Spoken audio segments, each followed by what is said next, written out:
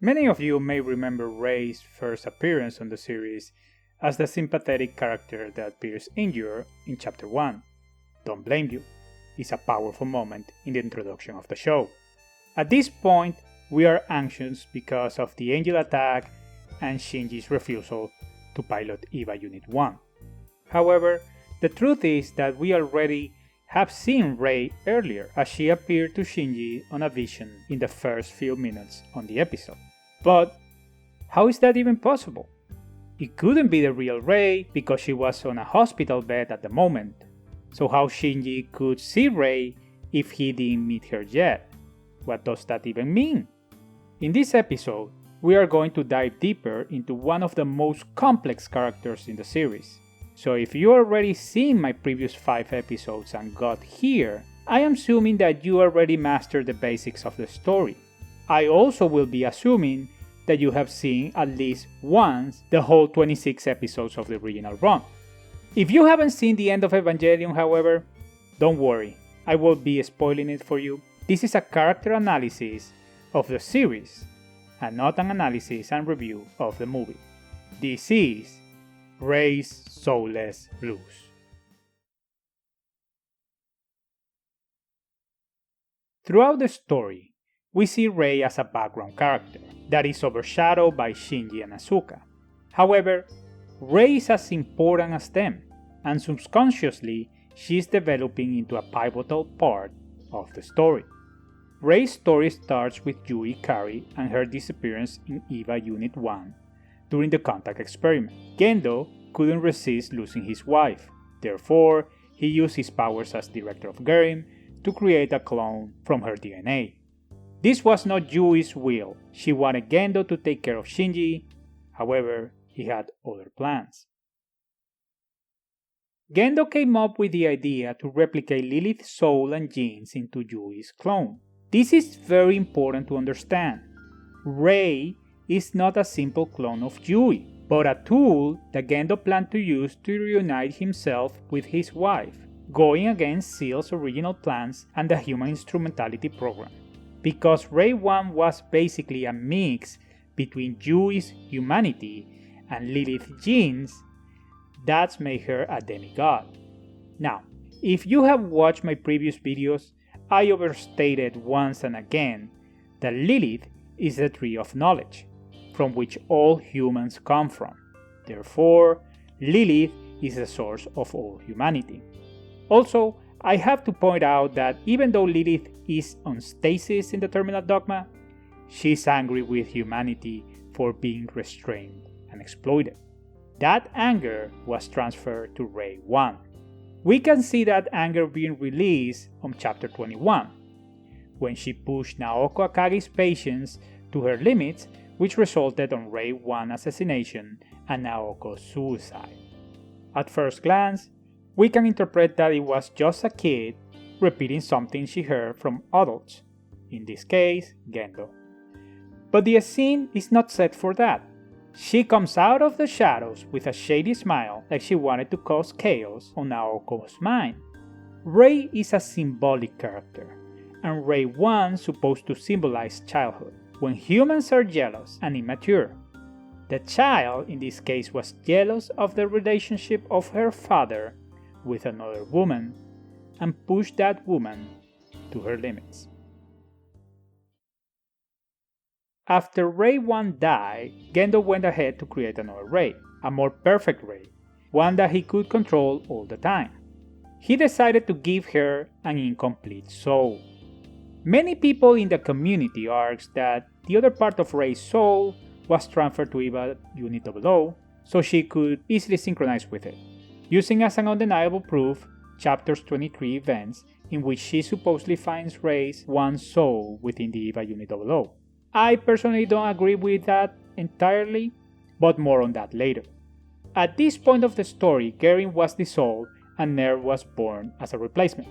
Gendo decided to have a backup plan, and instead of creating just one Rei, he went ahead and created multiple ones, but only one with a partial soul, Rei II. Gendo decided to have her as restrained as possible, so he just hid her in a laboratory deep in the Geofront he would not commit the same mistake twice. Eventually, she was transferred to a tiny dark department in Tokyo 3.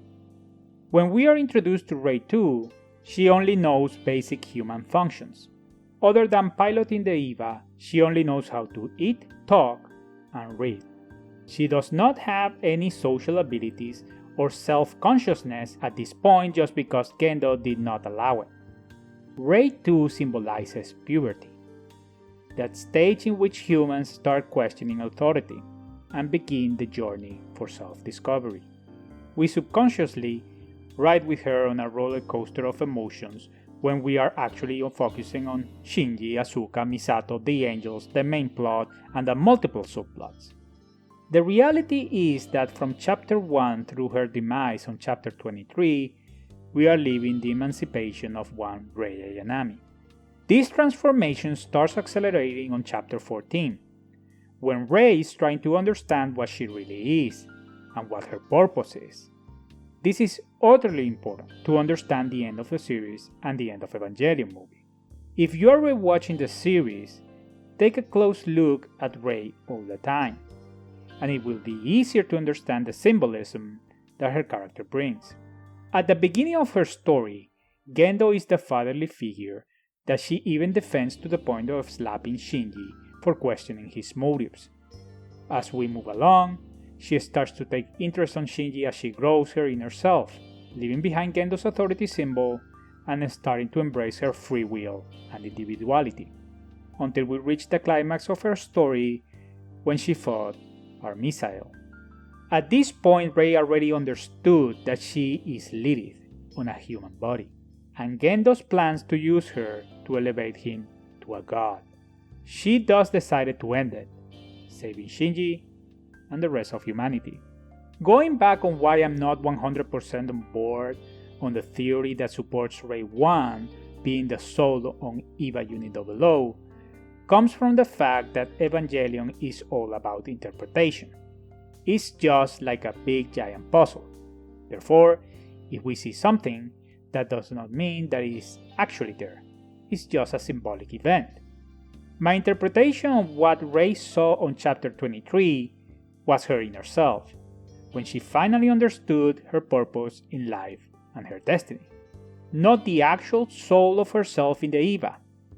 That is lazy thinking, in my opinion. And that is without taking into consideration that she was being psychologically influenced by our missile, the 16th angel. On the other hand, the Naoko theory is supported in part in chapters 5 and 14, when we see EVA Unit 00 punching the glass of the laboratory while on Berserk. On chapter 5 was trying to hit Gendo, and on chapter 14 was trying to hit Ritsuko, or Rei, or both.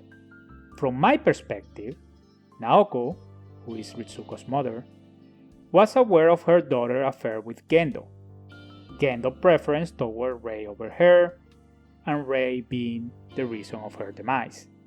However, that does not explain the appearance of Rei in Shinji's psychic while synchronizing with Unit 00. It's very convenient to argue that this theory should be the prevalent one, just because of what we see instead on how we interpret it, when the whole story points otherwise.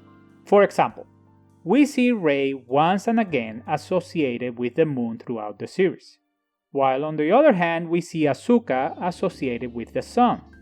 Does that mean that Rei comes from the white moon? Of course not. The white moon symbolizes Adam, and Rei has Lilith's soul. However, Lilith comes from another moon, the black moon. But what does that mean, and what about Asuka and the sun? Well, you tell me in the comments down below. After Rei II died and the imminent coming of the 17th angel, Seal decided to speed up their plans on the human instrumentality program. Gendo, on the other hand, saw himself on disadvantage for the first time in the series. Without time to create another Rei with a partial soul, he decided to create another Rei with a complete soul, just like Rei I, a Rei with free will, that will quickly understand that her body is not her own. Because she has a complete soul, she partially remembers Rei I and Rei II, and the events throughout the story. That causes anger towards Gendo Ikari. Anger that will be expressed on the movie The End of Evangelion. Rei III symbolizes adulthood. She is an independent being, forged from personal experiences. She is aware of what she is and is ready to exploit her full potential. I promised at the beginning of this video not to talk about the end of Evangelion. That is for another video.